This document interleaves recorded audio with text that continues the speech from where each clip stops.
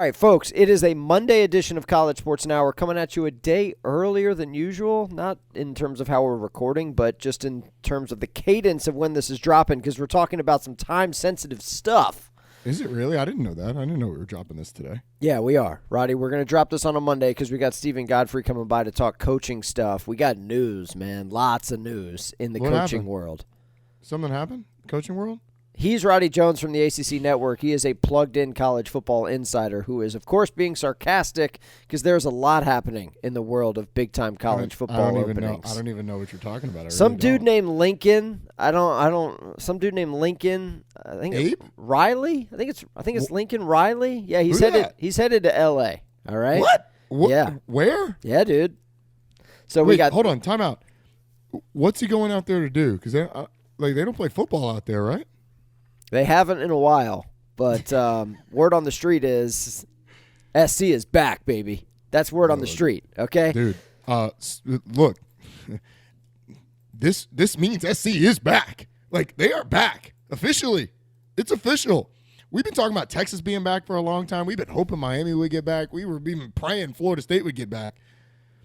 SC's back, bro. They are back in a big way. We can talk about all this stuff with Godfrey, and I want to. That's why I tried to.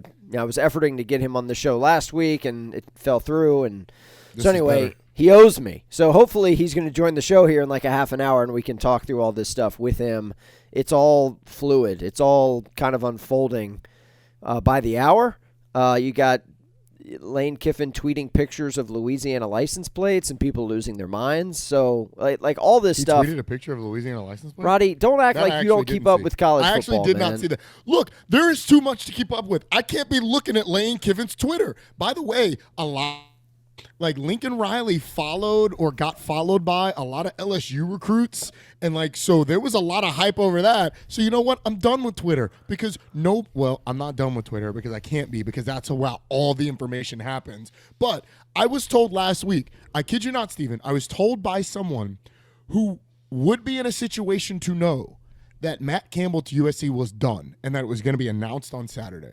I also got told by a different person who would be in the know, be careful, Lincoln to LSU because of all the Twitter stuff.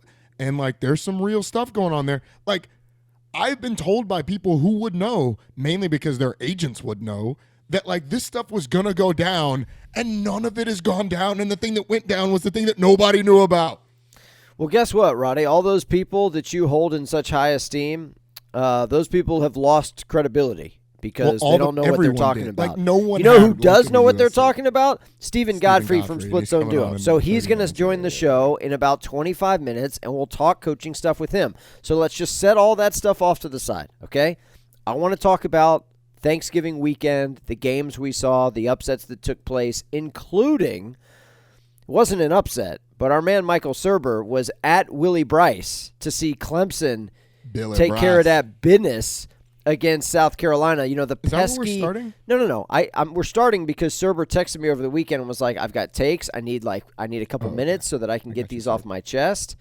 But listen, amongst several other in-state rivalries that we didn't get a chance to see last year because of the pandemic season, Clemson, South Carolina was one of them, and Serber was there. The only one that was any good was Florida State, and that one was a really ugly good. Roddy, don't put down the game that you were working on Friday night, man. Don't put it down. We saw that game last year. They played last year. Yeah, they did. That's correct. Yeah, that's correct. We're talking about rivalries, and I guess Ohio State, Michigan didn't play last year. But, sir, your boys got a dub. How you feeling? I feel good about the win. I need to just do a quick beat on South Carolina and Williams-Brice Stadium and the game day environment. I'll start off with traffic was not as bad as I thought it would be. Getting in, we were a little late getting into the stadium, but the local law enforcement and whomever else, event management did a good job of moving traffic along past the stadium. That's my only compliment I have. Whilst sitting in traffic in front of the stadium, I told my dad not to do this, but he put a flag. He did a flag in his a pole in the trailer hitch on his truck, and then he put a Clemson flag on it to fly behind us as we went down to the game. And I told him, I was like, you should take that off before we get to Columbia. And I was like, someone's going to mess with it. He was like, no, it'll be fine. No one's going to mess with it. I was like, okay. When we're sitting in front of Williams-Brice Stadium, we look back, and I'm like, Dad, your flag is gone.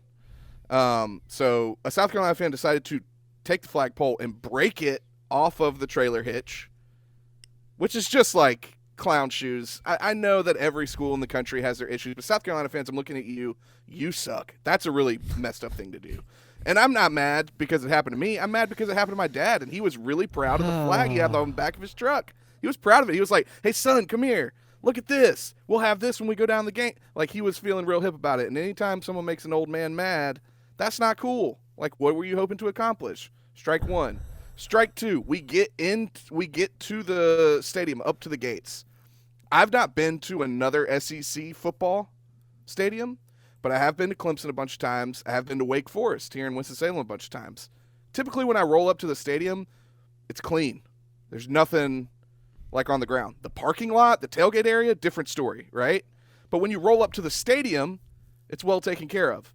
You could not walk in front of Williams-Brice Stadium without stepping on a crushed beer can or trash or garbage. It's like, this is how y'all treat your stadium, people? Y'all are trash people, clearly. Like, it was disgusting. It looked like a bomb went off outside the stadium. Like I said, I will not judge you for your parking lots, but the way you treat your actual stadium, the grounds upon which your team plays, shows a lot about you. And your team played like the outside of your stadium looked. I'm not done yet, Roddy. I'll let you in here in a second. I'll let you in here in a second. Okay. I'm sure Roddy's seen this at Georgia. I'm thinking this maybe is an SEC thing. Third thing, I have not heard so many racial and homophobic slurs in the stands of a football game as I did at South Carolina. Like, y'all need to clean your fucking act up. Yeah, and I just earned the E for us. But, like, I was disgusted. We left in the fourth quarter because I was like, Dad, we got to get out of here. It's going to get nasty. Because of the things that were being said, not to me, but just out loud. Like, stuff that I can't believe people think is okay to say at a yell voice in 2021. And I'm not talking about, like, a problem child in my section. I'm talking about, like, a lot of different dudes. South Carolina, you get an F- for game day experience. Sandstorm, not that cool. Racism and like homophobic misogyny, like all that stuff, even less cool. Like, I'm not here to like bury an entire fan base. I'm sure there were some people there that were nice, but my perception of what I got, I remember being in Columbia when I was a kid and I was a Tiger fan, and I wasn't aware of like the behavior of the South Carolina fan base. The behavior of the South Carolina fan base at this game was gross. Maybe it's because I'm a Clemson homer, whatever. This sucked. Like, I will never go back to a football game there ever again. It was the worst. So I'm burying South Carolina. I've gone to the bat for Williams-Brice on this show before from past experiences when I was a kid when they weren't playing Clemson. I understand rivalry weekend's nastier than any other weekend, but South Carolina, no thank you. Ever again. Don't need to go back. That's my quick five on South Carolina. You guys can continue now. Well, I will say listening to Todd Ellis on the South Carolina radio network try to pronounce DJ's last name was entertaining. And your boy, 9 of 19, 99 yards. Let's go. DJ. We run the ball. We run the ball, clearly. Yeah. 30 that to guy nothing, has one leg. That 30. guy has one leg. It's like watching Dan Marino try to run when he's running right now. Like, do you remember did you guys see any of the game? There was a scramble in the first quarter where he looks like he's just like, he's literally hopping down the field on one leg. Between he and TJ Finley, if you'd have taken their good legs, then like they would have been great. If you'd have taken their bad legs, then you got issues because like neither one of them dudes can move. And by the way, like the fact that you know, I'm not making light of what you just said, Serber, but like if your game day experience was terrible, and obviously the racism, homophobic stuff that you heard, misogynistic stuff that you heard in the stands is terrible. But like racism, misogyny, homophobia in the stands at SEC game, like not exactly all that surprising. Like Justin Fields literally got called the N-word by a student at the school that he was playing quarterback for. Yeah, so I mean, I wasn't like completely surprised. Like I expect to hear some stupid stuff like that like once at a big game like that. But I'll just say I haven't heard that at a Clemson game before. I definitely haven't heard that at a Wake Forest game before. Right. Like this was my first experience being in the stands, and yeah, they're not SEC schools, but this was my first experience being in the stands at a game where that was like a prevalent thing where like every couple minutes I'm going to hear something that's like I kind of want to just like go to jail for beating the hell out of this guy right now. Like I want to pick up an assault charge, because like it was bad. It was really, really bad. Well, they got that ass whipping. And yeah, they caught what they deserved. Also, I've never heard so many people talk shit when you're down 20-0. Like that's another thing. It's like, bro, y'all are getting shut out in the third quarter right now. Are you seriously you're talking shit about a holding call on Clemson? Listen, there were South Carolina fans who thought that they had a chance on Saturday, and that's I thought they had like a kind of. We know what Rodstradamus did. He caught that L. Okay, but yeah, listen. Well, I figured it'd be like a 20-10 game. I did too. On the 10. Hey, listen, for the record, really I did too. Wrong on that. I thought South Carolina was gonna score. They did not, and Clemson handled that business to the tune of 30-0. All right, let's pivot. Let's talk about some impactful games. No disrespect to Clemson and South Carolina. Didn't matter. Correct. Roddy, you had the chance, and correct me if I'm wrong, on Saturday to actually kind of take in games as a fan would, right? Because you were not traveling. You got to call a wild game in Raleigh with North Carolina and NC State on Friday night. Which I know it doesn't matter, but it bears, like, one of the things that we saw this weekend that completely gets overshadowed by everything else is the fact that a team was up by 9 points with 1 minute and 38 seconds left, having the opponent in like a 2nd and 16 or a 2nd and 18, and they lost the game. Yeah. I mean, that's a – you want to talk about a kick in the gut, man. That is not an NC State won this game. That is a UNC lost this game. A little bit of both, but yes. But here's my take. You got to take in Saturday rivalry games, the last Saturday in November, the best rivalry games, really the best slate of games that the sport has to offer. You got to take it in as a fan. So where do you want to start? Because I watched all these games, and it was spectacular. I mean, the fans, the weather, the emotion. I mean, I Thanksgiving weekend absolutely delivered in a way that, candidly, it didn't last year because of what we were dealing with COVID and these games being played in empty stadiums, if they were being played at all. We didn't get Michigan, Ohio State last year. So Where do you want to start, man? What were your takeaways from what you saw on the final weekend of the regular season? Well, I think you have to start that the only game that really changed the national landscape, if we're being honest, like in terms of a college football point, and that's the game, Michigan, Ohio State, which was a complete ass whooping, like complete and total, in a way that I have not seen Michigan. Well, obviously we have not seen this against Ohio State in forever, but Michigan put together a game where they physically whooped Ohio State. Ohio State's offensive line is probably, I don't know if calling them the most disappointing unit offensive line in the country is super fair. Alabama's been pretty disappointing, to be honest. But, like, Ohio State could not block Michigan up front. Yes, correct. Ohio State also, and maybe it's because they couldn't block them, couldn't get guys open downfield when they've got 3 first-round receivers.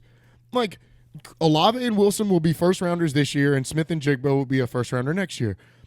So that, to me, was fairly shocking, and it changed the landscape, obviously, because Ohio State, we had as a shoo-in to get to the college football playoff almost. Like, they're going to go to the Big Ten championship game. They're going to play Wisconsin, which, spoiler alert, Wisconsin took an L too. We're not talking about that either. So Iowa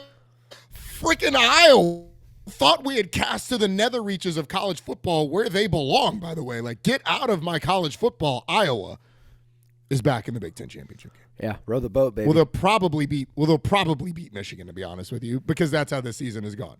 We'll talk about doomsday scenarios a little bit later, but that would be one of them. Yes. But Iowa. Anyway, I think the 42-27 scoreline is actually a little friendly to Ohio State, because it did not feel – and this game was a one-score game for most of the fourth quarter. Yeah. It did not feel like it. Like, it felt like this was an insurmountable lead for the best in college football when they were down 8 points for most of it. By the way, I've been texting you about this for a couple weeks. I want to talk about 2-point conversion math. Can we do that for a second? Well, you went to an institute of technology where you probably took like calculus and stuff like that. I haven't taken a math class in I shit you not. I haven't taken a math class in 20 years. So yeah, right. Okay. Please explain it to me like I'm a child. Can you add by 1 and add by 2? Just asking. Yes. Okay. So here's the situation. You're Ohio State, all right? And you are down 15 points. You're down 28-13. You score with 14 minutes and 5 seconds left in the fourth quarter. Plenty of time left, all right? Steven, that puts you down by 9, correct? Yep. Do you go for 2 or do you kick the extra point in that scenario? Well, if you go for 2 and you fail, it's still a 2-score game. So I don't see the benefit in that. Right. So, and if you're down 8, is it a 2-score game or a 1-score game? 1. In the best case, but you don't know that. You don't know that it's a 1-score game. You think that it's a 1-score game until you miss that 2-point conversion, and then it turns out you were actually in a 2-score game. So what you're looking for at any point in time where you're down by 9, for example, especially late in the game, early in the game doesn't matter, but like in the fourth quarter, you need to know how many scores do I need to get back to win this football game. So by kicking the extra point and being down by 8, you have the illusion of being in a 1-score game. Mm-hmm. However, in that same scenario, like you just said, hey, if you don't get the 2-point conversion, then you're in a 2-score game. You're still in a 2-score game if you don't get the 2-point conversion. You're just in one later where you've been playing the whole fourth quarter as if it's a 1-score game. So coaches get this wrong all the time. When you're down by 9 and time is a factor, which in the fourth quarter, time is certainly a factor. The thing that is most important, other than the points, is information. Am I in a 2-score game or am I in a 1-score game? Because then I can operate accordingly. Like, imagine a defensive struggle where you're down by 8. You kick the extra point, you're down by 8. Defensive struggle, back and forth, back and forth, back and forth, back and forth. And then you get the ball back with 4 minutes left. And you're thinking, oh, I'm only down by 8. It's a 1-score game. You drive down and you score with a minute left because you're operating like it's a 1-score game and you miss the extra point. Oh, shit, turns out I was in a 2-score game and now I don't have enough time because I thought I was in a 1-score game. Whereas if you were to miss that, same scenario. Now I get the ball with 4 minutes left. We're going hurry up, baby. We're going down in a minute. We're scoring now because I know I'm in a 2-score game. And now a field goal gets it. So coaches get it wrong all the time. You don't want to feel like you're chasing points, and there's other things that play into it. And it didn't matter in this scenario. Like, Ryan Day was the one that made it. Auburn did it a couple weeks ago. But in that scenario, coaches, go for 2 because you need the information. You have to know whether you're in a 1-score game or a 2-score game, and you don't know that until the 2-point conversion. Because ultimately, if you would get down to the end, less than a minute, and you've got a 2-point conversion to tie the game up, you're distilling the game down to one play. Whereas if you make or miss that 2-point conversion early in the fourth quarter, you get to play the rest of the game. And if you're the better team, that's what you want. So that's my 2-point conversion. I like that you used the word distill there because over the weekend I feel like I've got a lot of distilled liquid still kind of floating around in my body cavity here. Yeah, and I'm not going to lie, it's making being in the office on a Monday after Thanksgiving weekend a little bit of a challenge. Not going to lie. By the way, Michigan rushed for 297 yards in that game, 7.2 yards per carry. Yeah. Hassan Haskins, you are that guy, pal. You are that guy. Okay. Like legend. How many yards did he have in the game? He had like 150, but he had 5 tutties. 169 and 5 tuds. Yeah. Now, let's talk about this big picture. You mentioned Iowa. They do win the Big Ten West because Wisconsin shits the bed. Which, by the way, what the hell, Wisconsin? Listen. Did you watch that game? I did. Braylon Allen isn't a one-man wrecking crew. He's been doing it on his own for the last couple of weeks, and that guy is spectacular. He's 17 years old. He is a man-child. But, yeah, man, you got. Row the boat. Ski you ma. Let's go. It's tough, man. Here's the deal. Michigan, you're 4 quarters away from going to the college football playoff. Facts. I mean, we'll see where the committee puts them on Tuesday. Are they going to be 3? Are they going to be 2? No, they got to be 2. Okay. Well, either way, you are 4 quarters away. If you handle your business against Iowa, a game in which you are favored in Indianapolis, how about this? Michigan, first ever appearance in the Big Ten championship game ever in program history. When you can't beat Ohio State, it's kind of tough to get to the Big Ten championship. Well, there is that. But you've got a Michigan team that's absolutely rolling, and you want to talk about narratives and scenarios and, trajectories of programs. This was needed in Ann Arbor this year. Was. So that was spectacular. You can't say shit. I can't say shit. Like, we can't say shit about Jim Harbaugh anymore. For the time being, I mean, that could change. You can't do it. Yeah, for the time being. No. Yeah, the dude's until all he the dude loses is to done. Iowa. And there it is. Okay, fair. Yeah, if he gets got by Kirk Ferentz, then yes, we were absolutely going to talk smack about Jim Harbaugh. Don't say smack now. Like, he's already dropped the F-bomb. You dropped the shit earlier. Now I'm dropping it. Like, we're dropping it now. We're getting the all Jim Harbaugh's done with the exception of COVID year is win 8 to. Now I get it. 8 games is not enough at Michigan. Understand. Got it. Like, he's built a hell of a program there. What was that program before he got there? I mean, let's not act like it was on fire, okay? Certainly wasn't good. It was What was Michigan's records in the years right before? It was underachieving, but I mean, it wasn't. I mean, come on, it wasn't a disaster. It's not like he took over a Baylor program. No. I'm not saying that it was, but he improved it, sure. right? Yeah, sure. So, like, his big thing was he could not beat Ohio State. Well, now he's beaten Ohio State. So, like, the only holes you can poke in there is like, well, they haven't won a national championship.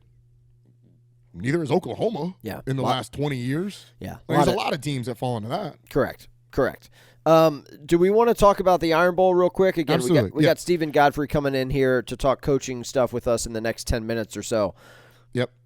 My biggest matters. My biggest takeaway from this game, obviously Alabama escapes with the win, but you were talking about 2-point conversions earlier, Roddy, and the math that goes into that. Auburn ends the season on a 4-game losing streak. I want to say that in all 4 of those games, they had double-digit leads. I know they did at South Carolina the week before they lost to Bama. Well, they had it at Mississippi State against Mississippi State. Texas A&M, they didn't have a double-digit lead against Texas A&M. No, they got beat 20-3. Okay, they trail. Okay, so in 3 of those 4, they had double-digit leads that they had to, that they choked away. Most notably, Mississippi State, they were up 28-3 in the first half. There's that scoreline again. Mississippi State rolls off 40 unanswered. South Carolina 2 weeks ago, they're up 14-0 in the first quarter. Which that doesn't really count. Okay, but listen, you're up 10-0 in the fourth quarter on Alabama. You talked about offensive line play earlier. The Crimson Tide could not block anybody. Was brutal on Saturday. By the way, Bryce Young, I have talked a lot of, not a lot of smack, but like I have doubted the candidacy, Heisman Trophy candidacy of both Bryce Young and C.J. Stroud on this here podcast because I feel like if I switch them, it's the same thing that I'm getting from both schools. If I switch them with like a lot of other quarterbacks, like I'm probably getting that. Bryce Young showed me in this game a little different than some of these other guys. So sure, give him the Heisman now. I don't think he's had a Heisman season, but that was a Heisman moment. I mean, I don't know if he's going to win I don't know who's going to win the Heisman. That's a separate show for a separate day. It's honestly, it's process of elimination. You get to him. I don't know. I really do not know.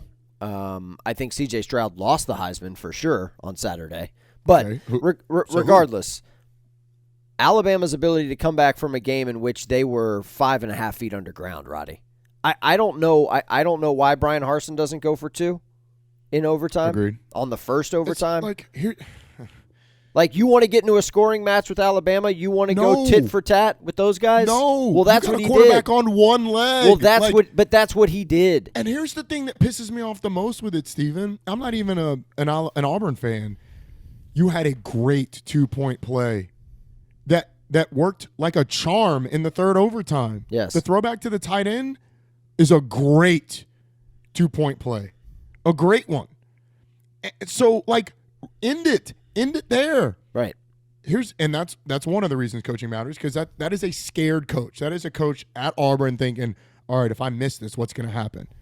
Dude, what's going to happen is you're going to lose the game, which you're probably going to lose anyway because Alabama's not going to miss from 2 yards, 3 yards. Like, you are much more likely to miss than they are. Because of what we saw in the last overtime. Like, they don't need 2-point plays. They need a receiver one-on-one who's going to make you miss. By the way, here's the other reason that coaching matters. Tank Bigsby, get down. Thank you. Coaching matters. Like, that should be the last thing he hears before every snap. He's trying to pick up an extra 2 yards, and in doing so, yes, the yardage does not matter. In doing so, he steps out of bounds. He preserves saves Alabama 30 seconds? Yeah. I mean, just an absurd move. And yes, I mean, that was the game. I mean, that was a big part of the reason Alabama even had the time to come back and throw that touchdown. Would Alabama have won if he had done that? Or would Alabama have surely lost had he gotten down in bounds? No, I am not convinced that Alabama doesn't still go down and drive down the field and score, mainly because of how it ended. Like, you just throw that pass earlier and you score the same touchdown because it's a great throw, great catch. But it makes it tougher and it puts more pressure on them because then they have no timeouts, a minute left, and like 90 yards to drive the football. Coaching matters, man. And that's why, that is why Saban makes guys wet the bed, because you have to be well coached in a way that has all of the details covered to beat that team.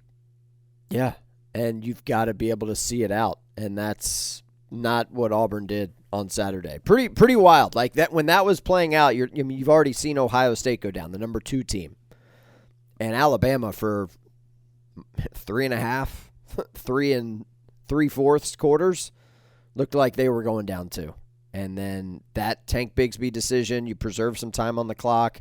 Bama gets it back, and they went, 99 yards, 98 yards on that final drive? What was it? It was, hold on. I mean, Auburn's punter was like pinning those guys inside the 5 all day. It was wild. Right. It's crazy stuff. He might have been the MVP of the game. He was the real MVP. It was 97 yards. Yeah. 97 yards in 12 plays. And, you don't have time to run 12 plays if you have a minute left. You just don't. Yeah. You hate to see it. And now you got Alabama-Georgia SEC championship game, in which, by the way, Alabama's a touchdown underdog in that game. That's what I thought of. And look, we talked about this a couple weeks ago. I was surprised that it was only 3 a few weeks ago. Well, when they won, I was it's an over. Listen, this should be a touchdown. Listen, we'll talk about it later. It's an overreaction. If you're getting Alabama in 6.5, I think that's an auto play. We'll talk about that later, though. Hey. Get the absolute hell out of here with that. We'll talk about it later. We'll talk about it later. We are talking about that right now. No, we're not. What makes you think Alabama's going to be able to block a damn soul on that Georgia defense? We're going to talk about it later because we're going to talk coaching. Steven Godfrey has entered the chat. We're going to get caught up on every. Yeah, good. I'm glad you're incensed. You're better when you're incensed. We're going to talk coaching. Overreaction? We're going to talk coaching. Steven Godfrey joins the show coming up next. All right, I teased at the top of the show that we're going to talk coaching today because there's a lot happening. Roddy's been chomping at the bit to talk about this, and we brought in one of our guys. I mean, he's got his pulse on everything that's going on, and he is Steven Godfrey from the Split Zone Duo podcast, also part of the Secret Base family over there with Vox Media, at 38 Godfrey on Twitter. Steven, I know you're not sleeping very much these days, so thank you for taking the time to be with us. Let's go to Sunday afternoon. I picture you at home. You're probably trying to enjoy a Falcons Sunday, and the news about Lincoln Riley heading to L.A. starts to creep across the wire. I mean, this feels like quite the coup if you're SC. Take us behind the scenes here, because I know some Oklahoma fans, and these people are butthurt, man. They are not happy today. Hartzell, you should know what you said is incorrect, because no one enjoys a Falcon Sunday. This one was good. Was good. You do, though. It was goodish. It's good. It was good. Goodish. Yes, Roddy. God, that should be the mantra when you walk in the building. Never mind. Yes, this is.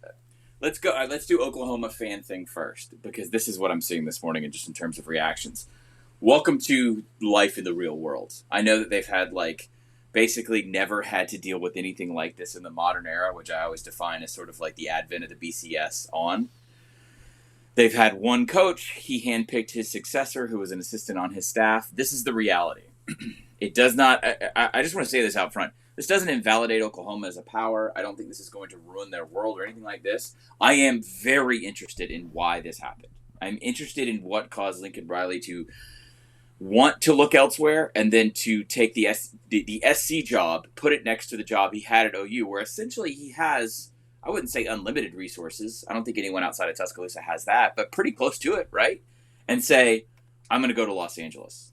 Now, we don't know that yet. Everything is conjecture at this point, but I think a lot of people have been trying to contextualize this in terms of a move. This is Titanic. We've never seen a power-to-power move that I can recall since college football has become a billion-dollar industry. So I get that people – I get the impact of this. I'm just so curious what his decision-making process was. Well, on the SC side, I mean, they're back, right? Like, if you get Lincoln Riley to come to LA, you're back. You're cooking. Yes, and I will say this. I've said this a lot on our show on Split Zone Duo. I think that you have to have a healthy and operational SC for college football to be at its best, because they are such an anchor to everything west of the Rockies in this sport. And this is not to slight Oregon or Washington or even Boise State in terms of interest. This is a program that is capable of locking down 5-star talent on the West Coast, in Southern California, and competing with anyone at the highest level. We saw that in the aughts. We saw that really up until recently, because even in a bad Clay Helton year, they were still wildly talented. So this makes them automatically better on day one. Obviously, it looks like Alex Grinch got on that plane too early this morning. So that tells me that you are transplanting what you've seen from Oklahoma the last 3 to 4 years and putting it at SC. They are instantly better on day one, without a doubt. I completely agree with you. So let's flip to the other side of this. Like, Oklahoma got caught with their pants down. It seems like they were, snuggled up in bed and ready for the spouse to come home. And the spouse said, "No, man, I found somebody else." So where do they go from here, and how quickly do you think they can move? They definitely got caught. Although, I wouldn't necessarily put that at the feet of Oklahoma or Joe Castiglione, who's, a legit. I mean, he is. If I'm making a top 10 list, a top 5 list of athletic directors, he's definitely up there. Again, this is not a behavioral pattern that they are used to in any way, shape, or form. So they are shocked, absolutely. Now, what they do from here is they reset the coaching landscape. I mean, I honestly think that LSU still has to sort of wrap itself up, and that has not exactly gone according to plan, regardless of what they say.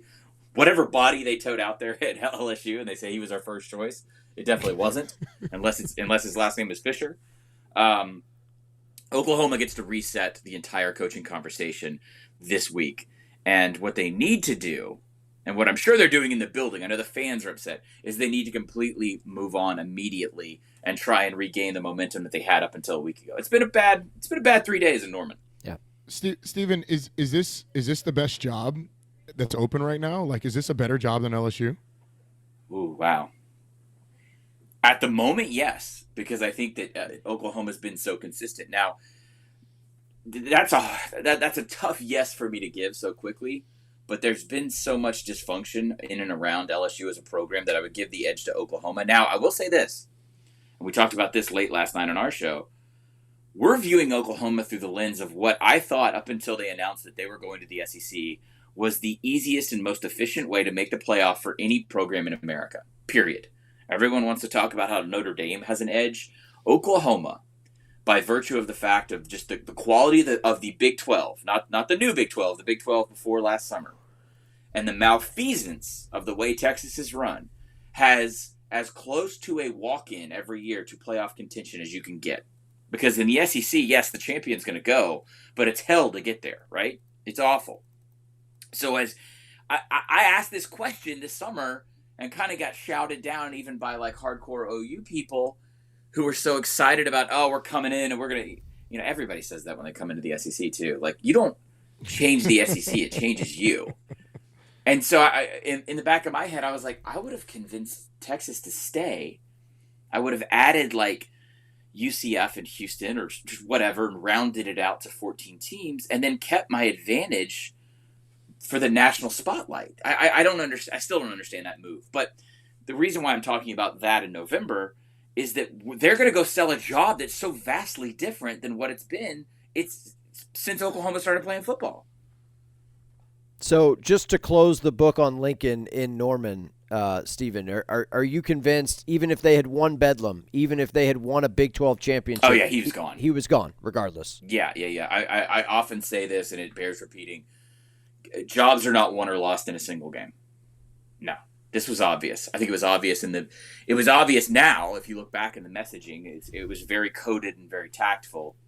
That, I mean, go back to the post-game press conference. He makes sure to use the complete sentence, I am not going to be the next head coach at LSU. But then if you notice now, he swings it to next question as fast as possible. Now, I don't think the reporter asking that question had any knowledge about USC, but a reporter naturally would follow that up. Here's what I would do in that situation. And I hate those Zoom calls because it just takes away from the interview, the natural sort of give and take of an interview. I would have followed that up with, well, why do you think that people are associating your name outside of Oklahoma, or are you content at Oklahoma? And, what is your view of this job moving forward?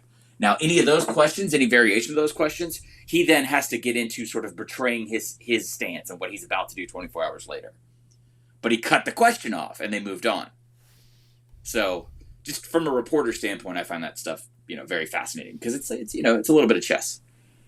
Yeah, that's good stuff. Roddy, I want to ask about the Gators. I don't know if you have anything else about Lincoln. Of course you do. No, of course you want to ask about the Gators. Gators. I mean, Mike Hartzell's What's all wrong up with in the Gators? Mike Hartzell, class of 1976. Mike Hartzell, Gator alum. House, of course. He's all up in my inbox. He wants to know about Billy Napier, so he listens to the show. Here's the thing, hey man, Godfrey. My LSU in-laws. I need LSU to make a hire. Gators were without a coach for 8 days, so they got their guy right. Was this at the top of their list? Oh, this was poll to poll. I mean, he was the favorite. He comes out of the gate the favorite. They start and finish the search the favorite. I really don't know how, if they went past him in any serious consideration whatsoever. Now, it's not that clean because what did we say? It was 8 days, right? Yeah. It wasn't actually 8 days, obviously. They started vetting candidates, I would say, as early as the Georgia loss. But I think that they sort of put the wheels in motion in earnest. It was the Missouri loss. Sorry, I'm going back. It was the Missouri loss that fired. It's the South Carolina loss where they actually put the wheels in motion. They knew that they were probably going to have to look at the market after Georgia. And then after they lost to South Carolina, that was like the 40-point game for the Gamecocks. Like, that's when it actually gets going. But in terms of being in the open market officially, on the record, They acquitted themselves nicely. And I'll be honest, that program usually does. They don't tend to screw around. They don't fall prey to the LSU stuff of the world or the Auburn stuff of the world. It's always kind of separated them from the rest of the league. All right. So, the interesting thing is I had a game with Billy Napier not too long after that South Carolina loss by the Gators. And, we were sort of asking him, and very, very guarded. His answers are much more informative now that he takes the job. So let's just say that. What's the biggest challenge Billy Napier is going to face at Florida? Obviously it's a tough job. He is more risky of a hire than their previous hires there because those guys had success at other places, and that were bigger. So what's the biggest challenge that you see there? Well, I was highly critical of Dan Mullen, mainly because of the experience I had working on all the reporting with the NCAA stuff in Mississippi. I found him to be a disingenuous human being, but also in terms of football, I found him to be very bespoke for a Mississippi State level job. I never thought he had the Florida job in his DNA, which is going out and doing the big game hunting for 5 stars and then flipping it and turning it into national title winning success. He never had that in him. He never showed it. However, my co-host on Split Zone Duo, Richard Johnson, who's a Florida alumnus, has disabused me a little bit of when you put it in context. Yes, Napier is a riskier hire, but it is time to take that risk because Mullen steadied the ship. So you have the Muschamp Valley, right? And I'm not going to go through this on a granular level, but what McElwain did was McElwain recruited like a Broyles Award-winning assistant at Alabama. If you look at the talent that we're seeing in the NFL right now that has come from Florida, I mean, guys like, they had the highest rated, the highest tight end was the highest pick ever, right? Kyle Pitts goes the six to Atlanta. That's a McElwain recruit. What Mullen did was even out and actually develop the talent that Mac brought in. The problem, as we all know, we've kind of beat this to death now, is that they did not continue to recruit. They didn't. The pipeline dried up on the front end, right? What they think they can get with Napier is a balanced approach to recruitment, development, and execution. And he may be the one guy, or they're hoping he's the one guy, who's even-handed enough in the entire process to bring them back to relevance. Okay. All right, there you go, Mike Hartzell. There's your download on Billy Napier. He does need a DC fast. Yeah. You don't think Patrick Toney's coming with him? No, I think Patrick Toney's going to go to either Texas Tech, and I also think we said this last time on the show too, I think he's the number 2 name to get the UL job behind Ron Roberts, the Baylor DC. So, yeah, I think he's going to have to go out and get like a big name. There's already been one report. I think 247 had a report out there that they're going to extend an offer to Knowles. I think that would be logical based on what Oklahoma State has done on defense this year versus pretty much their entire existence. There's also, and I'm blanking because I'm exhausted, the Houston DC as well. Yeah, Doug Belk. Yes, Doug Belk. Yeah. Doug Belk from Valdosta. Both of those guys are fantastic. Stars. If y'all aren't watching Houston, just in general in the audience, that game against Cincinnati this weekend is going to be stellar. It's going to be a slobber knocker. It's going to be way more physical. Yep. Then people want to give credit to the G5. Those two teams are going to look like Power 5 teams this weekend for sure, because it's all about line play, and it will get nasty. You want to go to the ACC, Hot Rod? I mean, you've been waiting to ask about David Cutcliffe now for about 6 weeks. Man, my boy cuts out. My boy cuts out at Duke, man, and it hurts. It was inevitable, but it hurts, man. It hurts when it eventually comes down. So I'm gonna put all this together. Virginia Tech, that's still open. Yeah. What are you hearing there? Duke, I mean, it's an incredibly difficult job, probably the most difficult job in the league. Where do they go? Definitely. And then Miami, does Manny stay at Miami? So we're just gonna throw the whole ACC out. Okay. So real fast, I think that Miami knows they have to have the house in order before they go and chase a big name, which would be Lane Kiffin. They don't have the house in order yet. They don't have all the administration lined up. To hire a coach without an AD would be a disaster. They don't need to do that, and they're aware of that. I think that if Manny doesn't go, well, let me back up. If there's not an AD hired in the next 5 days, I don't see how they could do it. It's possible. I guess they could, but they want to get going as fast as possible because of recruiting, basically, because it's Miami. It's the state of Florida. I could see Manny having a Clay Helton fate next year, right? And I don't have the schedule in front of me, but let's just say there's a big early game for Miami and they lose it. I think that then they would fire him, and then they would have sort of they would be able to set the market the way USC did, right? Interesting, yeah. How would could I interest you in at Texas A&M on September 17th next year, perhaps, as the game they lose, right? So there you go. I think Miami's going to be really, I think the issue with Miami fans is they know that they got a shot to be pretty darn good next year. Yes. And if Manny's pretty darn good, then they can't get rid of him. The quarterback's a good kid. The really new good. one. The running backs are really good. If Rambo comes back a receiver, the receivers are young and really good. They got some talent. That has a chance to be a really good team next year. How much of this, honestly, and I'll throw it back to you, Roddy, I'm just going to be blunt. Investing in De'Aaron King coming off of that knee injury was the wrong move. It may have been the only move, but it seemed destined to fail. It was. It was. And I think that's what we're dealing with now. I think it was the only move. But, yeah, you're right. Yeah. As far as Duke goes, it's a reclamation project. The success they had, and I'm the biggest David Cutcliffe fan in the world. When I got into this business because I was able to go to an SEC school and learn to be a sports writer under a benevolent head coach. And I don't think I don't think that happens anymore. And I think that David Cutcliffe is the dude is just unique, and I can't say nice enough stuff about him. I don't know if he exists. There's no analog for a younger head coach in David Cutcliffe, honestly. It's kind of sad. I would go to Will Healy at Charlotte because he's got so much buzz in the media anyway, and also he's going to walk in having done the lost cause kind of twice now, with UNC Charlotte being obsolete, and then also with Austin Peay just being one of the worst FCS jobs in America. I think you go a long-term project like that. There are probably going to be better names in terms of win-loss, Healy strikes me as a guy who he will gladly invest in 6 or 7 years there. And I think that's what Duke needs. If I can ask, what do you think about Jeff Monken? I'm hearing, obviously his name comes up a lot for these lower tier Power 5 jobs. What do you think of him at Duke? Oh, I think he'd be perfect at Duke. I think the Temple job that just opened, I think Jeff Monken would be perfect at. I think that if Jeff Monken goes, and I've spent a lot of time around him and Army and Georgia Southern, he will not run under center triple. Now, I'm going to be honest with you. I think I would run under center triple at Duke. Georgia Tech showed you how much of a pain in the rear that is on a week-to-week schedule in conference play. Let's go. Bring it back. Let's go. Hey, man, always run the triple. So, look, I think they'll get the same caliber athletes that they got at Georgia Tech. I'm sorry to interrupt, but it's not like it's going to be. I think it's a part of your bag for sure. I think it absolutely is. I think what Chadwell has shown at Coastal is there's a way to bridge those concepts into a more modern offense and still be able to grind you up and have a slightly more effective or at least present passing game. Yeah, that's the problem.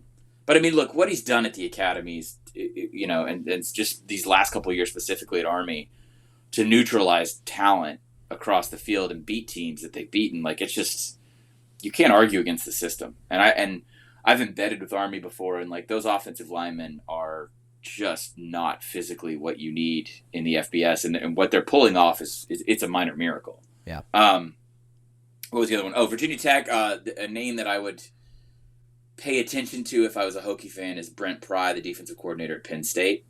He was a GA, basically kind of started. He's a coach's kid and a journeyman. He's been with James Franklin a long time. GA'd under Bud Foster at Tech in the mid 90s, and has a lot of Bud Foster sort of like ideology DNA. And I expect Tech to swing far back in that direction after the Fuente experiment effectively failed. They're going to go back to lunch pail. I have to say this without, I have a personal soft spot for Virginia Tech, no technical affiliation with them or anything, but like they're going to go back to that mess you up kind of like, we're going to bring it, we're going to scare you on special teams. I think he would go right back to Bud Foster's defense and let that define the team, and aggressive, more conservative offense. Steven, did Dave Clawson say no to Virginia Tech, essentially? It seems that he did.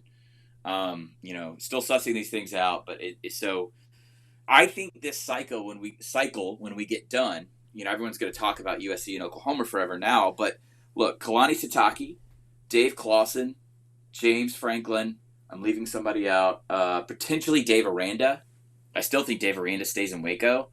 This is going to be defined as coaches understanding their situation. And look, they're still winning on the market. Mel Tucker, that's the other one.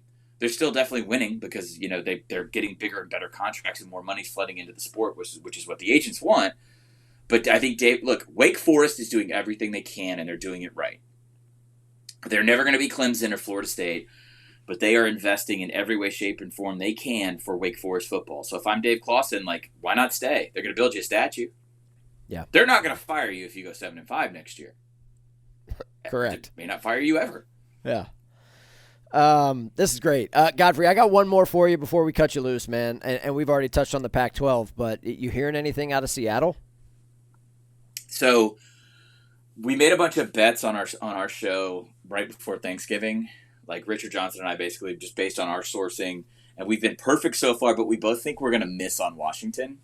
So we predicted Justin Wilcox, and obviously they're sort of like their pie in the sky ideal hire would be Aranda, but I don't think they're going to get him. And I think it's going to end up being Kalen DeBoer from Fresno State. Mm. And if they miss on Wilcox, it's his own fault for hiring terrible OCs since he got to Cal.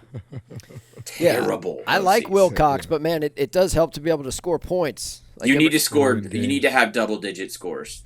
It's a little hint there. If you're coaching football, you write that down. I've got a real quick one on the way out, Steven. Okay. SMU, we haven't talked a lot about it. Sonny Dykes hasn't been announced as the TCU head coach. Rhett Lashley seems like he's going to take that. Is all of that a done deal? Or did Oklahoma they're already building staffs. Yeah, they're building staffs and everything else. All right, cool. It was very funny. It was kind of like wrestling match vibe in Highland Park on Saturday, where they're booing him as he comes out and stuff. I don't know how much of y'all paid attention to that. and then he lost the game for SMU. It was bad vibes. It was bad vibes at SMU this weekend. I thought it was only in college football. Fans are holding up signs and like, "Where's your purple at?" And it got salty for sure. Now he's out of there. Rhett Lashley's building a staff right now. I was actually getting some phone calls last night about. It is as done a deal as it can be. There you go. Steven, where can everybody find your stuff, both in writing and audio these days? SplitZoneDuo.com. Split Zone Duo on pretty much any podcasting app out there. We have a wonderful producer. I think you know him. And then what do I need to plug right now? Athlon Sports, you can find me there. You can occasionally find me in the Washington Post. And then also my day job is at Secret Base over at Vox Media. So, Dogs and Tide Saturday for the chip. Who you got? Yep. I'd say I'm gonna go Georgia healthy here. Wow. I'm gonna go Georgia healthy. I'm gonna say Georgia by 13. Circling back to our prior conversation that you wouldn't let me have when I was incensed that you thought it was an overreaction to have Georgia 6.5. Did you watch how is Alabama going to block them? Yeah. It's a valid point. Steven. Godfrey, great stuff, man. We'll let you go. Appreciate the time, my man. Thanks, Steven. Thanks, y'all. There you go. That is Steven Godfrey of Split Zone Duo at 38 Godfrey on Twitter. That's your college football coaching download. There's a lot to digest there, but that's phenomenal stuff. Man. That's why we want to try to put the show out on a Monday. Normally we drop it on a Tuesday. Didn't get to ask him about FIU, but that was next on the list. Yeah, that didn't. That's in terms of tiers. It's Akron. Really interested in Akron. That's not even the basement. That's a crawl space. You ever had a crawl space, Roddy? I have a crawl space. Yeah, we got a sump pump in the crawl space because it was all Yeah, it's non-inhabitable, non-inhabitable. Here's the thing about Here's the thing about Alabama and Georgia. Like Herbie on College Game Day, I can't pick that game, man, because I'm calling it. I can't be a part of it. I'm just telling you, man. I mean, it's national radio. What do you want me to do? I don't make the rules. Ridiculous. I'm gonna be there, man. I can't be. I'm working the game. I can't make a pick. I am here though. If you want to turn back the clock, Roddy, if you want to turn back the clock to your 6 weeks when you were doing sidelines there in radio and television, and give me some pointers, I'm here for it. Because I'm gonna be on the field. 6 weeks. I did 4 years on the sideline. 4 years. Yeah. Now you're in them climate-controlled boots. Are you done? Have we gotten bowl assignments yet? We got bowl assignments. I don't know if I can say it. I'm assuming I can, but I have not seen a release, so I'll tell you offline. Okay. All right. Good deal. Phenomenal stuff. I am not in the wonderful state of North Carolina though. We have some announcements that we need to make on college sports now, but I don't think we're ready to make them just yet. By the way, there's some news. There's some stuff that is cooking. As far as CSN goes, and contract extension, let's go, and some big time college football events coming up. Let's just put it that way. So I will wait. Baby. I will wait until there's a formal. Have we been in negotiations? You and I? Yeah. No, I'm talking to your guy. Don't worry. I'm talking to your guy. Don't worry. You got somebody who's going to bat for you. Don't worry. You're okay. All right. So I want to. I mean, look, we didn't talk about Bedlam. Oklahoma State won. Great. Awesome. They got Baylor on Saturday. It's monumental. Well, it is monumental. I just think like that kind of gets buried because you juxtapose it about with the Lincoln Riley news, and it's like, I mean, you want to talk about a rough weekend? Like, man, Oklahoma fans are waking up on Monday morning being like, I mean, they're not even getting out of bed. I mean, I just think they're in a bad place. Can we like? I do want to talk about Oklahoma for just a second more. And just where this job is, because I don't think people quite realize how good this job is. Like, it's probably, and I'm not talking about, like, winning national championships, all this stuff, but it's probably the second best job in America. Because it is basically screw-up proof. Like, over the last 75 years, really maybe longer than that, I don't know. But there's only one program that has been as consistently great as Oklahoma, and it's Ohio State. And Ohio State's a better job because of the natural recruiting base. But from like resources, fan base, sustained success, it does not get better than Oklahoma, which is why no one has left that job. I'd like to bang a 30-second timeout and maybe extend it to a full. All right, let's go. You're about to join the toughest football conference in America. That's fair. And we're going to drop you in the West. Good luck, boys. They're not going to drop. They're going to be in like the Southwest or whatever that pod is called. I mean, I don't know. I'll ask Commissioner Sankey when I see him on Saturday what the plan is for the new divisional structure. But listen. I have thoughts on this, by the way. Go ahead, Surbs. Get in here. 100% Alabama and Auburn move to the East. They should. They'll move to the East. They're not going to go with two sides. It's what's going to happen. They're going to move over to the East. I bet Missouri moves to the West, and then Oklahoma and Texas drop right into the West. So you have 2 8-team divisions? Why not? What do you want to do? You want to do pods? No. So the whole point. Hopefully they'll do pods, but do we think they're going to do this right? Do we really think they're going to do this right? Yes, because the SEC does this right. The whole reason you get Oklahoma in the league is to get them going to Athens, to Tuscaloosa, to Auburn, to Gainesville, like on a regular basis, so that those games get numbers and you don't want it to become stale. Like they may have a traditional, they'll play Texas A&M every year. But outside of that, like let's get them in Fayetteville. Let's get them in Knoxville. We don't need to get them in Nashville, but that's fine. They'll have to go there at some point. So let's get them in Nashville as little as we can. So, like, for all the reasons that you want these schools playing each other, you also don't want to have them going to, like, when Alabama plays Vanderbilt or whatever, like, you don't want that on even a semi-regular basis. You don't want Georgia going to Nashville on a regular basis. You don't want anybody going to Nashville on a regular basis. So put them in pods and rotate them. It gets you in, and so that's what I think they're going to do. By the way, I have something here. Because, Lincoln Riley... I think Lincoln Riley is maybe not a genius for doing this. I do think he's a genius for doing this. Part of the reason is what we just said. Like, the first time Oklahoma goes 9-3 and he's the 11th seed in the college football playoff, like he's on the hot seat because people aren't used to seeing 9-3 after Oklahoma's name. But you go to USC, and we talked about the recruits that leak out. I just want to remind people the recruits that have gone other places from California to be not just good players, but like stars. So I'm gonna start with this past class, 2021 class. Leaking out of California. These are true freshmen, by the way. 2021 class. The leading receiver in the Big 12 is from California. Xavier Worthy. The best freshman tight end in the country who just ran away from Georgia Tech's defense like they were standing still.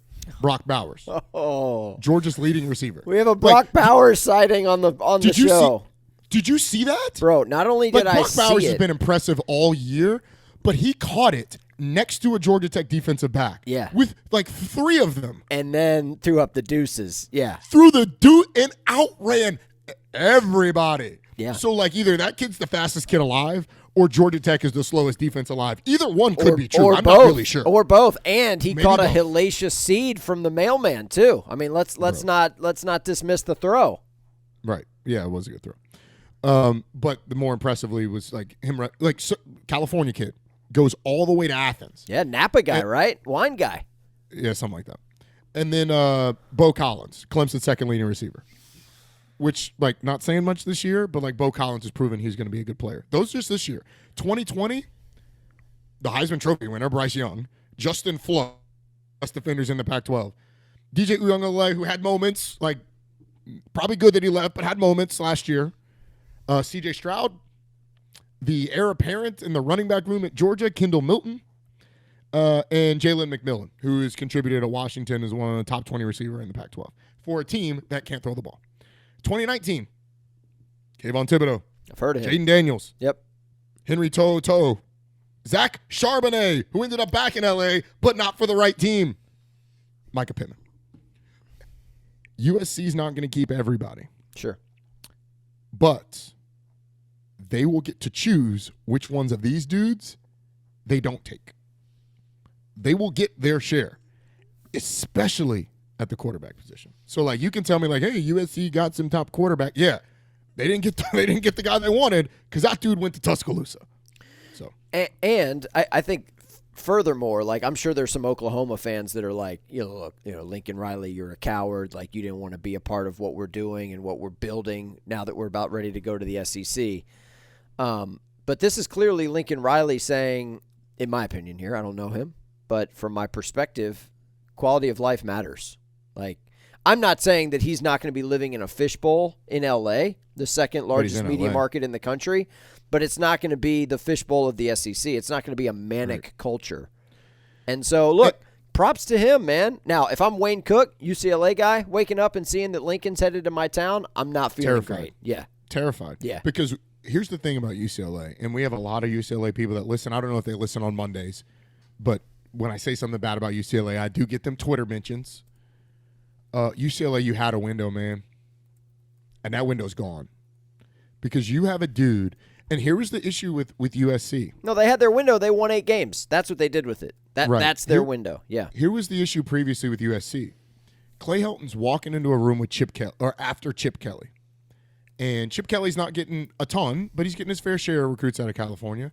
And, like, when you compare those resumes, Clay Helton's got nothing. He's got no competition. I mean, he's not competing at all when Nick Saban walks in that room or Dabo Swinney walks in that room or Kirby Smart flies all the way out from Athens and walks in there. Like, no competition at all. Now you've got a dude walking in who had 2 Heisman Trophy winners and 3 finalists in his 5 years, who's been in the college football playoff every year, 2 number 1 overall picks. Like, you walk in and you tell that to a California quarterback, and, hey, bro, you get to go eat mama's cooking too. Right. Tell me where to sign. Exactly. Alex Grinch, the job that he did. Like, there's two people that should be absolutely terrified. Number 1 is Chip Kelly. Number 2, Mario Cristobal. Those 2 dudes, terrified. I don't know if Cristobal's terrified, but I if get his your pipeline point. from Southern California dries up, where's he going to go now? When Chip Kelly was running that thing, he was getting some. He was getting, yeah, maybe the U. He was getting some out of Southern California, but like mostly, a lot of them dudes was coming from Texas. Yeah, yeah. Mario Cristobal ain't going back to Texas to get dudes to come to Oregon. So, I mean, he has made his living in Southern California, and if Kayvon Thibodeau and Justin Flo, those dudes stop flowing to Eugene and they stay in LA, like, what's Oregon? So. Yeah. No, it's a seismic shift. Look, I think it's great. I think, I mean, again, it is a soap opera. It's a real-life soap opera. But, yeah, the SC hiring, we all knew, like, when it happens, it's going to be a significant one because not just because of the role of Southern Cal in the Pac-12, but, and Godfrey kind of touched on this earlier, the role of Southern Cal in college football, it having a real national feel and landscape. And it has been a while. I mean, it has been a while. You got to go back to Bush and Leinart and Pete Carroll for the last time Southern Cal was like a force. Wayne would tell you that it was, what was it, Sam Darnold when he was there? Yeah, I mean, Sam Darnold.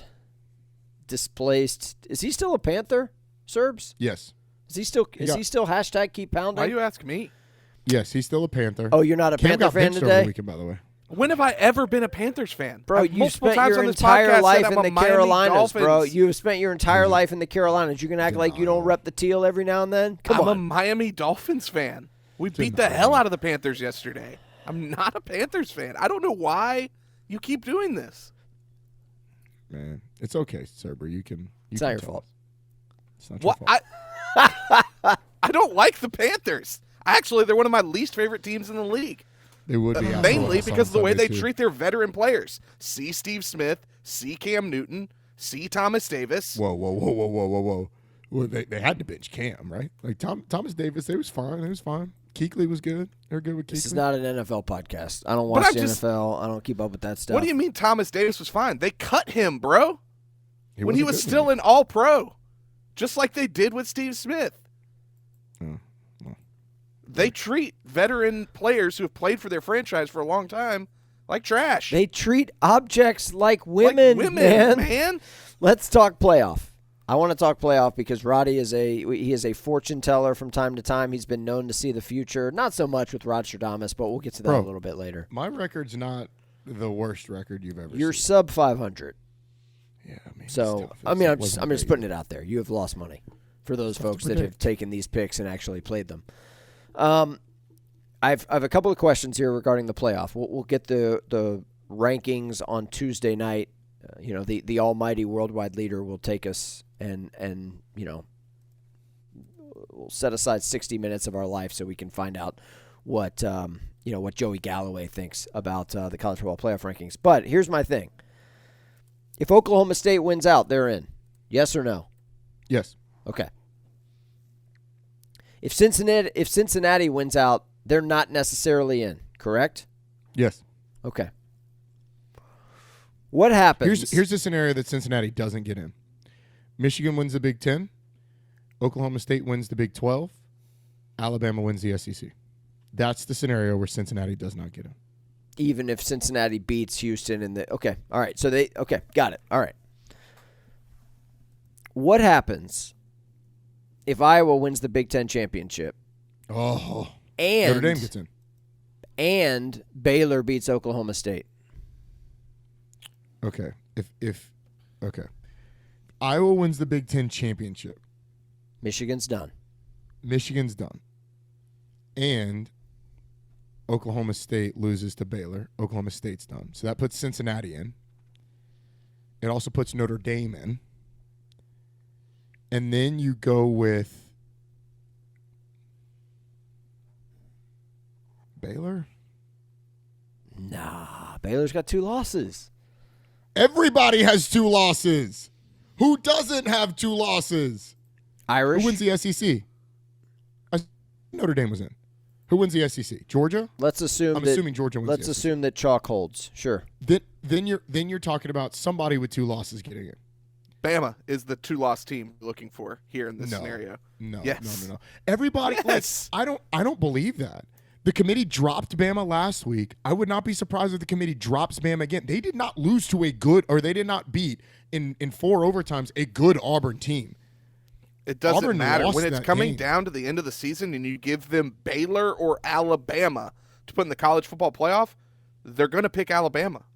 The thing that we don't know until the final rankings, and I keep saying this, is how much they value a conference championship. We don't know that until the final rankings.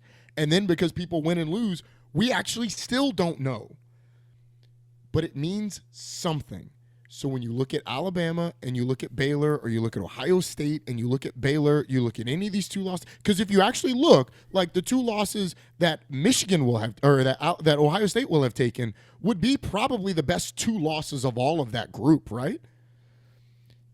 You got to put somebody in with 2 losses. So I think they put the one with 2 losses in that has a conference championship next to their name. And the only one that's high enough to get there at this point is, they're not putting Pitt in. So, not putting Wake Forest in. You got to put somebody. I don't think it's Bama, man. I don't. It's 100% Bama. Here's the thing. Bama has to beat Georgia. Serber, you think that even if they lose, they have a chance. If the scenario that you just spelled out happens, where we're left with 2 undefeated teams, Georgia and Cincinnati, and then Notre Dame as a 1-loss team in the 3 seed, yes, the 4 seed will be the Alabama Crimson Tide. Hands down. So I have a question. They have 1 loss to Texas A&M, which is not great. But the other loss will be to the number 1 team who is undefeated and no one has been able to touch this season. Right, but you're assuming that's a close loss? Like, what if they get beat by 2 touchdowns? Even then, I don't think it matters. Because the committee's going to weigh what Baylor has done this year. Who has Baylor beaten this year? Who has Baylor beaten this year? Look through their schedule and show me the flashy, impressive win. That's it. And Oklahoma is not it's a better win. We were clear. Oklahoma's not very good. Bama's best win this year, Roddy, is Ole Miss. Ole Miss, yeah. Which Ole Miss is a top 10 team in the college football playoff. So I guess that would be a better win than Oklahoma. Yeah. But again, conference championship. I think they've shown in the past that doesn't matter. Because when did they show that doesn't matter? Only when you had a 1-loss SEC non-conference champ. It was a 1-loss team, but we're talking about 2-loss teams now. So it does matter. We just don't know how much. And that's the only reason I feel like, and I'm not putting words in your mouth, but I don't think there's a reason that you put Bama in other than it's Bama. And I don't know if that stands. This committee has shown that they are not going to go all in on, hey, this team is that team. The Oregon-Ohio State ranking told us that, because Ohio State was clearly better than Oregon. But because they had the head-to-head win, it's Oregon. I think, but then because see they have Michigan, a conference Michigan championship, State, where they did the opposite. Right, that was strange. Agreed.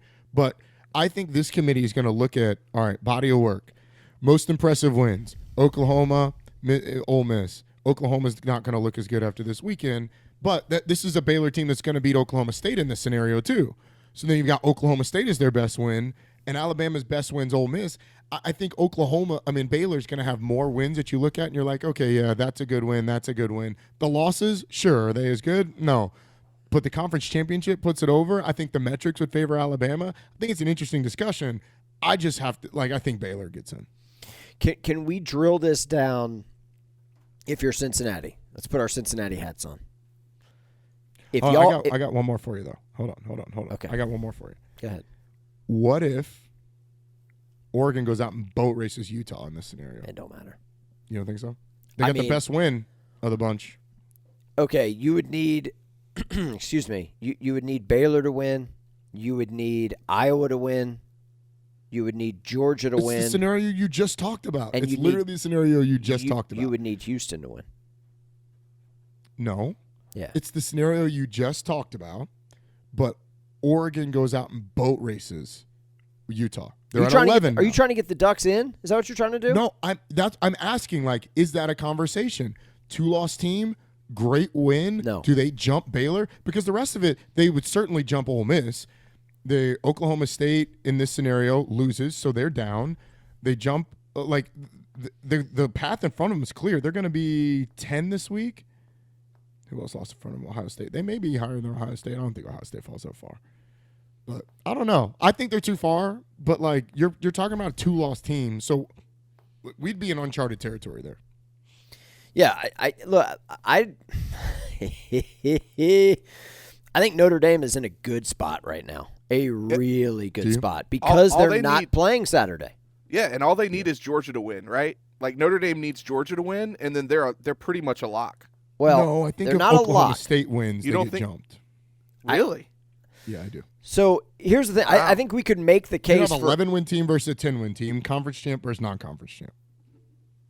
I think Notre Dame's not an 11-win team. Did they miss a game this year? Oh, sorry.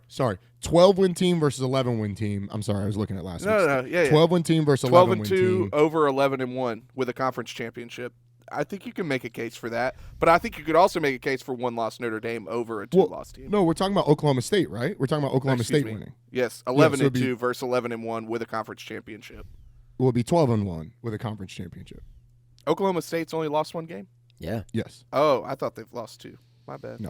Here's the thing. You can make a case. I mean, Georgia's going, regardless of what happens on Saturday. Yeah. Okay? Irregardless. But you can make a case for anybody else 3 through probably 7 or 8 for those final 2 spots based on what happens.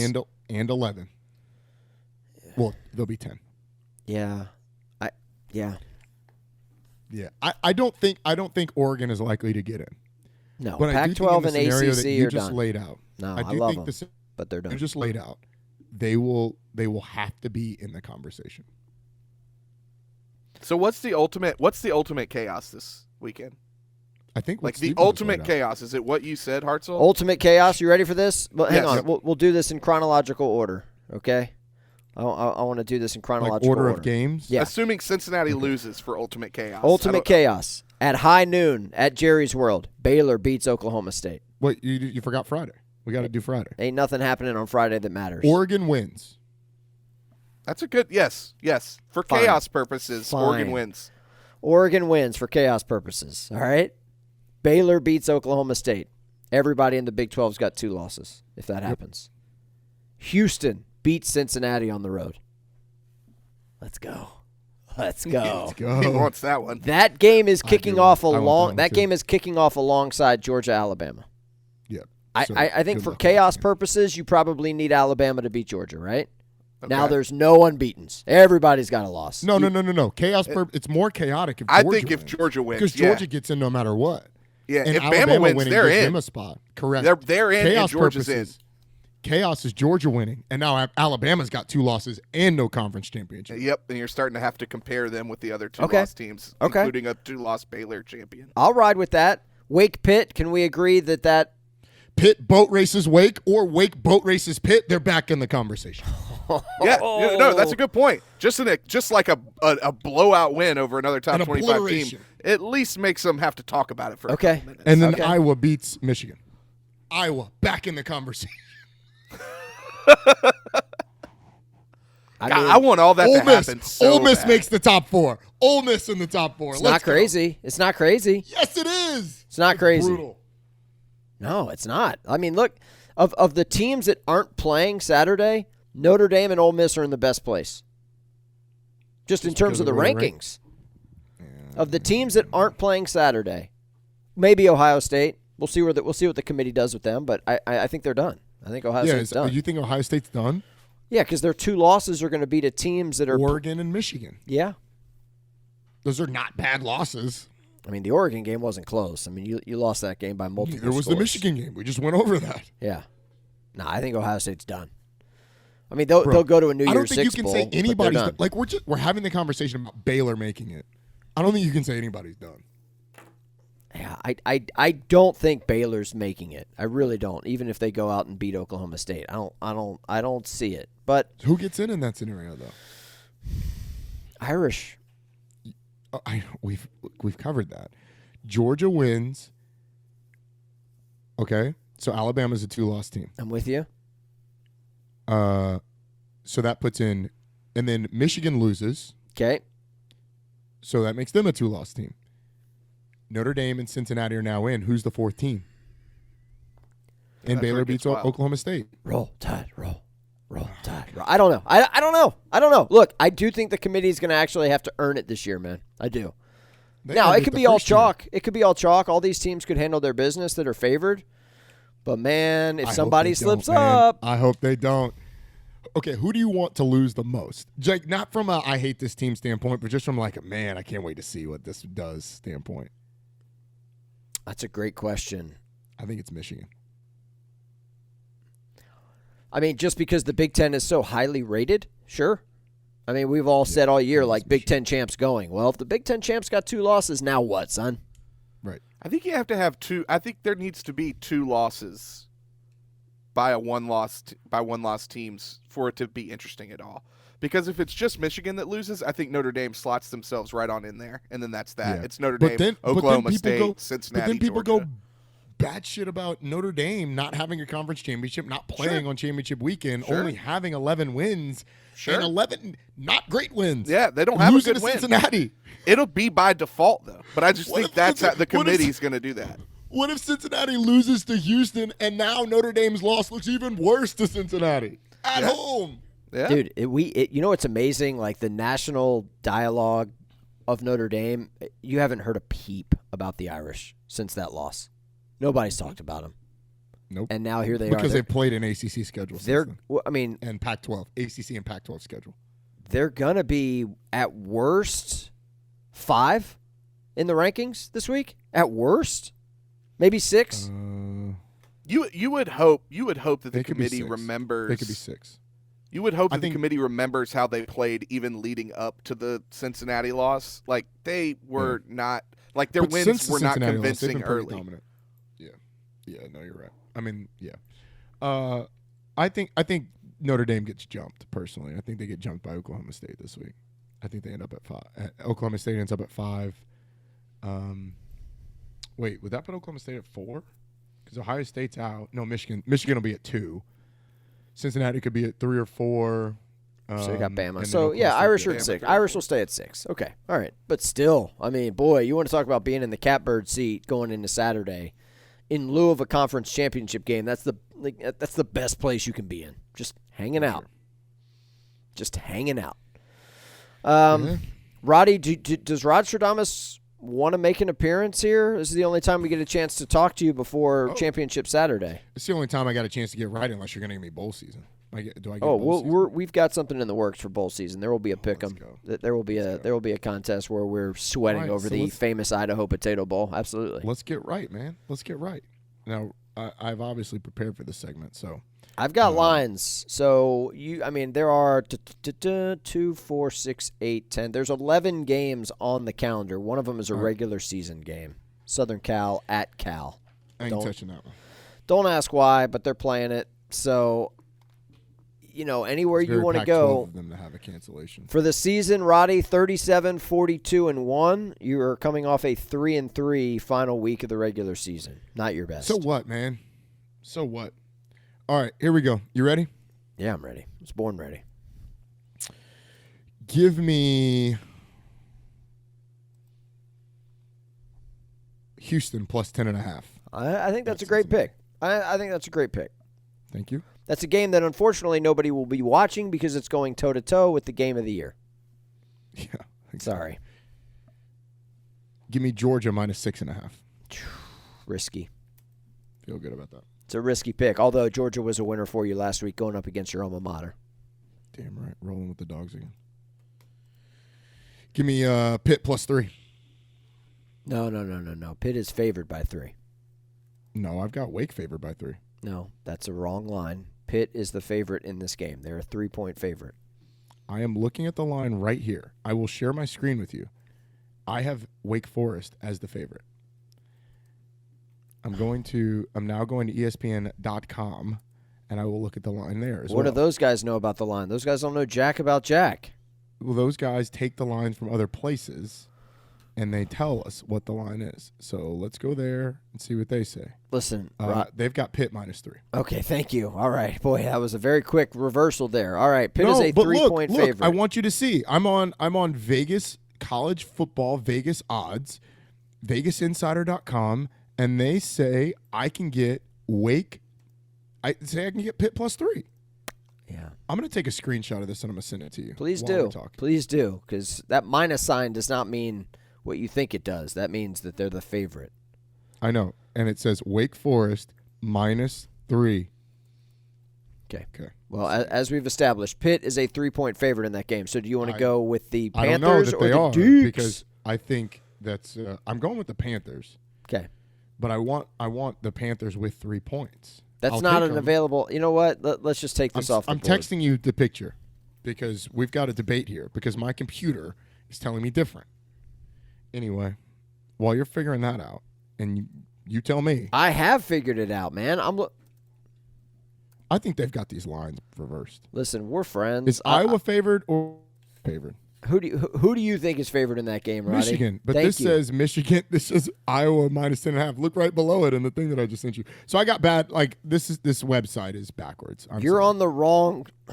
You're on the wrong site, sir. On the wrong site is where I get the lines every week. What site should I be on? You need to go to Score. Okay, we use Vegas Insider because they do composite lines. The NCAA football tab. Scroll down to Scores.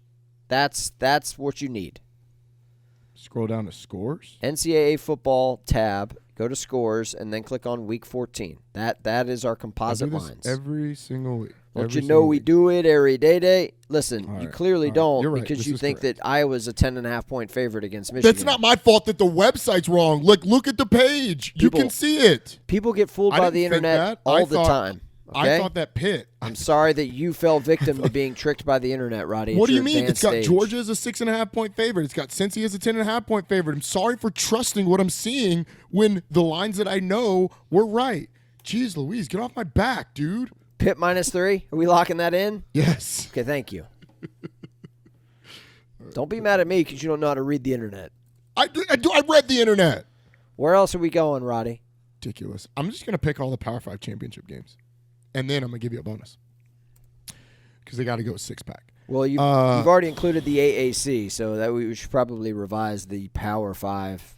That's fine. Whatever. We'll Power ride 6. with it. It's okay. Power 6. Which one am I not? I don't want to pick the Pac-12 at all. I'm going to go Michigan minus 10.5. Wow. Shoot or shoot. That is the late you don't game. Like that? No, I don't. I mean, against the point, like, it's too many points. But Iowa's not going to score, bro. What's the most points Iowa scored this year? There could be some voodoo. There could be some voodoo. I don't disagree with you there, but like when you're picking these games, you can account for voodoo, but you can't make your picks based on voodoo, man. Sure you can. I do it all the time. Yeah, okay, you're right. The most points Iowa scored all year is 33. 34 against Indiana. They scored 33 against Illinois. Now, I'm counting on Michigan to put up like 20, but It's fun. Last one. You ready for this? Yes, I am. Give me Jackson State -7 against, you know who they're playing?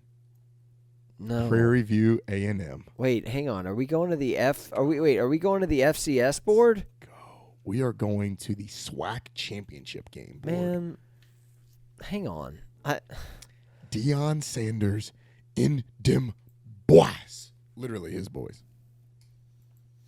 All Is right. that allowed? Can I do that? Jackson State. Because if not, I'll go to the Sun Belt. No, it's fine. Jackson State. What's the line again?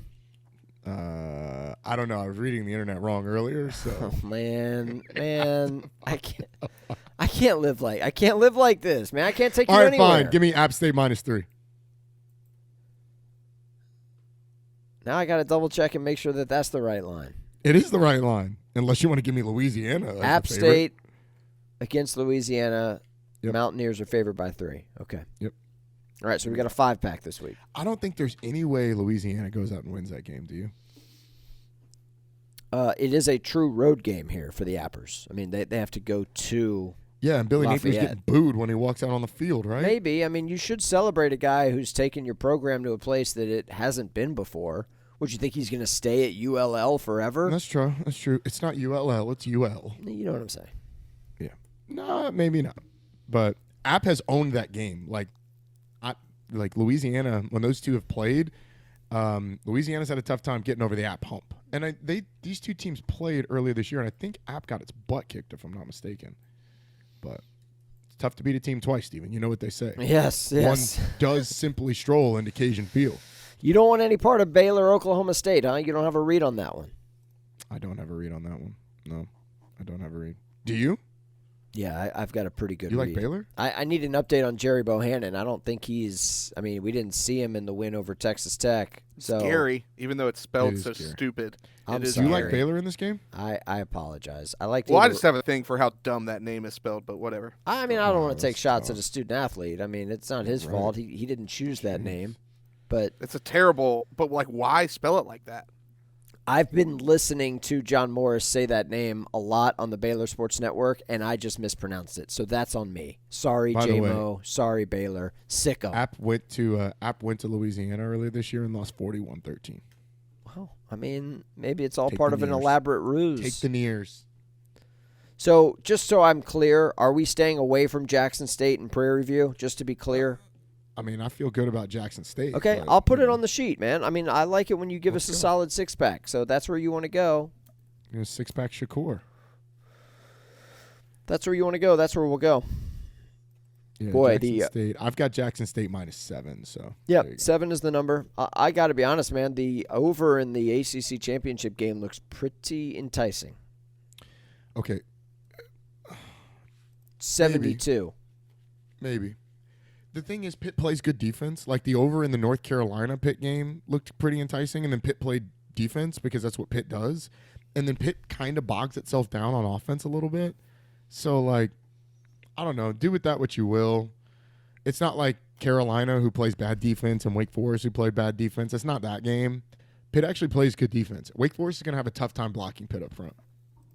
Well, if it's anything like the Clemson game, that's going to throw off their entire offense. I mean, It's not going to be quite like the Clemson game, but it's going to be the closest thing to it that we've seen because NC State got after him up front too, pretty good. All right, so Roddy, you will be on the ground in Charlotte. Yes, you will be on the sidelines for that game, working. I will not be on the side. No. Ooh. I will be in Charlotte for the Legends dinner on Friday. I will not be in Charlotte for the game. What is the coming Legends back home. dinner? Are you emceeing this, or are you the legend that they are honoring? No. I'm emceeing the Legends dinner. Oh, which is dang, like, bro! it's not So a you got to dinner, go to it's like Men's a- Warehouse, get you a tux, huh? Not getting a tux. You're no. gonna like the way you look. I guarantee it. What do you got? A sponsorship or something? No, but I mean that guy's been bringing it for decades. Yeah, he has been. Hold up, what are you wearing for this shindig, man? You can't just I roll haven't up in there in a decided yet. quarter zip. Come on. Probably a navy blue suit or something like that. Okay. All right. You got some jokes. You're gonna open it up with a couple of dingers, and then you're gonna ease in. I'm co-emceeing, so I think Kelsey's going to do most of the heavy lifting. Okay. All right. Well, don't be afraid to open it up with a couple of dingers, man. All right. All right, I gotta see. I gotta read the room a little bit. Hang on, is it dingers or zingers? I think I screwed that up. It's definitely zingers. God. Dingers would be like home runs. Man, not on my game, man. I'm telling you, I've got so much tryptophan and like gravy just kind of like rolling around in here. I sounded like Chris Berman when I woke up this morning. I was trying to talk to my wife, and I was like, I mean, it was just, you could hear it. You could feel it. Too much hash brown casserole. How's your leftover game looking, Hot Rod? Real good. Yeah? Really good. Yeah. Do you mix it? Do you just go plate? You just like slap it all on there, or do you do sandwiches? Like, no, I usually do. So I don't. The only time I slap it all on the plate is Thanksgiving. After that, you're allowed one meat, one side, and then like something else to get like a little bit healthier. So usually I'll go one meat, one side, or sandwich. Love a good sandwich. All these Mix rules. the cranberry sauce with the mayonnaise, and you put it on there. Oh, and then bro, you put the turkey on. Bro, that sounds then disgusting. And then you get the well, bro, you never tried it. Don't knock it till you try it. and then you get the stuffing, and you put that on the sandwich too. Slap it on there. It's like Thanksgiving in your mouth. Serber, did you hear this, man? Cranberry sauce and mayonnaise, and you mix it together? Yo, no. That is. Slap it on there. Dude, that's going to be like cranberry sauce. It's like a 2-to-1 ratio. It's literally going to be like pink goo. It's going to look like that's exactly right. Pepto-Bismol. Yes. Not Pepto-Bismol. And you got to get the chunky cranberry sauce, the chunky one. So you 2 scoops chunky cranberry, 1 scoop mayo, then you slap that thing on there. Put the turkey on. Then you put that stuffing on there. Stop, then you dude. slap that top bread on. Stop. Slice and a half. I'm going to have one of those for lunch. Really am.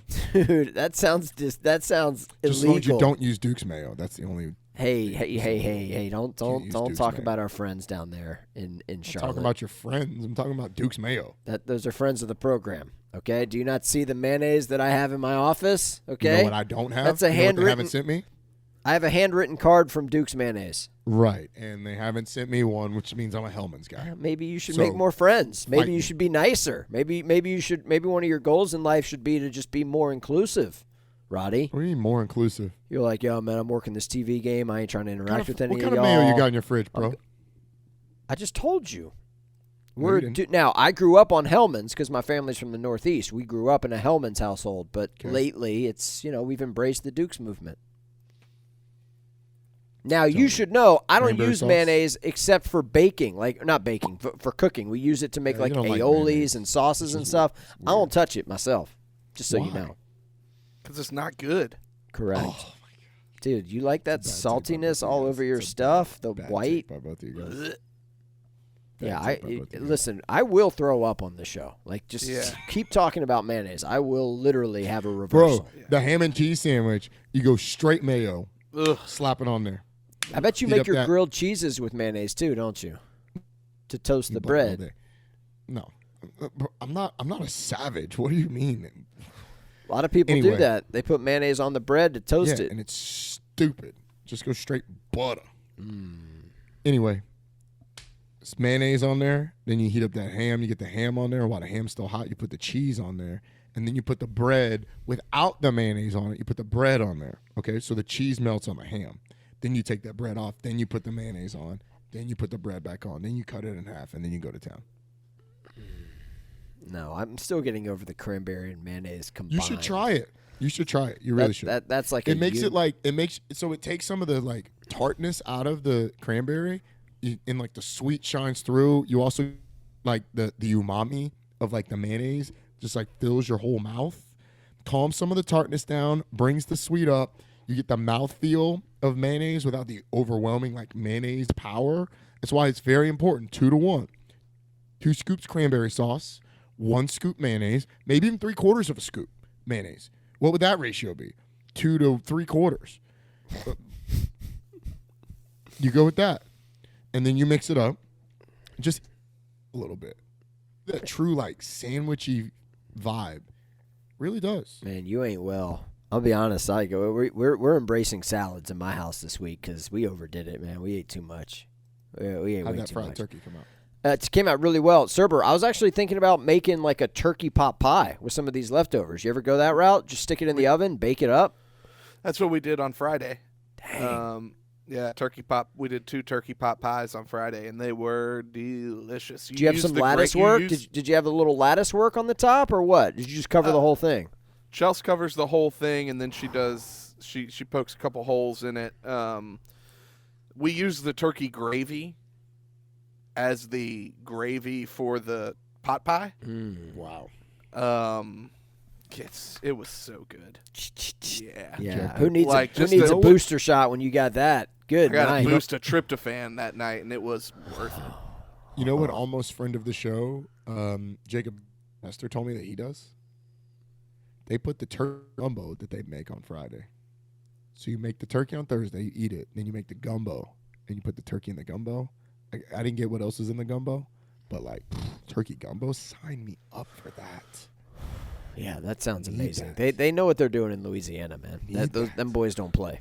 Unless do not they're play. searching for a head coach, and then they have no idea. Roddy, before we get out of here, plug your stuff. This is dropping on a Monday. You're usually on XM Monday afternoon. Is that right? So where can they find you? I am on Sirius XM, the ACC channel, 3 to 6 today on Monday. I'm also on 84 from 7 to 10 tonight. A lot of radio. Yep. I am doing I do a weekly show called The Breakdown on channels 371. That comes on Wednesdays at 9 and then is replayed throughout the week. Me and Bryant McFadden do a show where we break down one of the biggest games. We kind of do a quick look back, deep dive into individual plays of some of the biggest games in the ACC, telling you what happened, why it happened, try and describe it to you the best way we can. And then I'll be on some coverage for the ACC championship game this Friday on the ACC network. Bro, you are grinding on a Monday. I didn't realize that you had 8 hours worth of podcast and talk radio obligations. Trying, bro. Man, I can't wait to tune in to hear y'all talk about that Duke win over Gonzaga and on the hardwood. I mean, I know you're all about that. How you pronounce his name? Off, Paolo Banchero? Banchero. Paolo Banchero. Hey. Okay, that was rude. Okay. Forget about it. Serber just ranted he's not against Italian. South Carolina. You sure? Positive. I don't know what he is, but that wasn't it. Also, can they fix his cramps? Like, can we figure out how to make the dude not cramp in the second half of big games? Please. Oh, shit, he is Italian. Never mind. Hey. His middle I did name not is know that. Napoleon. He has 2 middle names, Napoleon and James. That's amazing.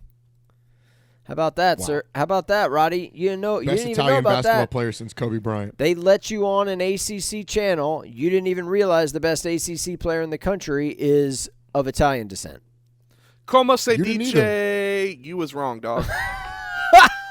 Serber, you said it too. Bro. You said it first. I know. For some reason, I thought he was a Spanish Body international bagged. player. I thought he was from it was Spain. like Brazilian, honestly. Yeah. But Man, you hate to see it. An Italian basketball player from Seattle playing at Duke. Como Of se course. dice? We fucked up. For Roddy Jones, for Steven Godfrey, for Michael Serber, I'm Steven Hartzell. We are back on Wednesday. Wayne Cook will be in the house. We'll get his thoughts about Lincoln Riley to L.A. and other things. We'll talk with Phil Steele about all these conference championship games. Good show today, boys. Way to bring it. Phenomenal stuff. Enjoy your Monday, everybody. We'll talk to y'all later. See ya.